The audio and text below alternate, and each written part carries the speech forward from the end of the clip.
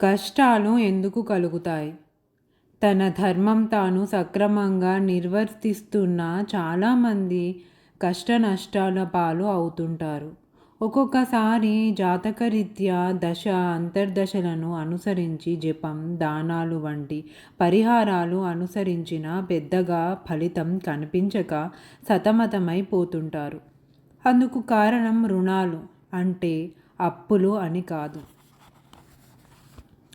పితృరుణం, మాతృరుణం, పుత్రికా రుణం, స్త్రీ రుణం, సోదర రుణం, దైవ రుణం, ఋషి రుణం, దాన రుణం, గురు రుణం.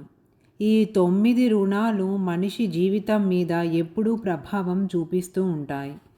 ఈ రుణాలను తీర్చుకొనకపోతే వ్యక్తి మీద ఆ రుణ బాధ ప్రభావం చూపిస్తూ ఉంటుంది. అందుకే ఎంత కష్టపడినా జీవితంలో ఉన్నత స్థితికి ఎదగలేక నిరాశ నిస్పృహలతో కొట్టుమిట్టాడుతూ ఉంటారు. ఇటువంటి వ్యక్తులకు ముందుగా జాతక పరిశీలన చేసి ఏ రుణ బాధ తనకి కష్టాన్ని కలిగిస్తుందో గ్రహించాలి. దానితో పాటుగా గ్రహ సంబంధ విషయాలను గుర్తించాలి.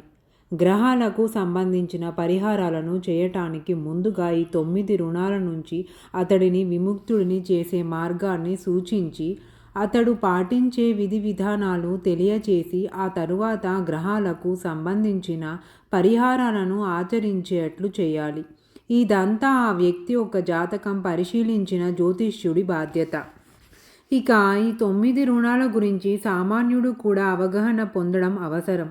ఎందుకంటే ఈ రుణాలు ఉన్న వ్యక్తి ఈ పుస్తకంలో సూచించిన కార్యసిద్ధి మంత్రాలను పూర్తి విధి విధానాలతో పాటించినా ఫలితం కనిపించకపోవచ్చు. అటువంటి సందర్భంలో మంత్రంపై విశ్వాసం సన్నగిల్లే అవకాశం ఉంది.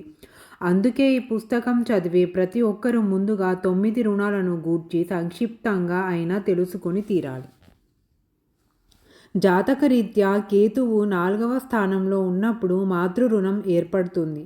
అటువంటి జాతకునికి తల్లితో విభేదాలు ఏర్పడతాయి. మీరు తల్లిని సేవించటం, పేదవారికి పాలు బియ్యం దానం చేయటం మేలు చేస్తుంది.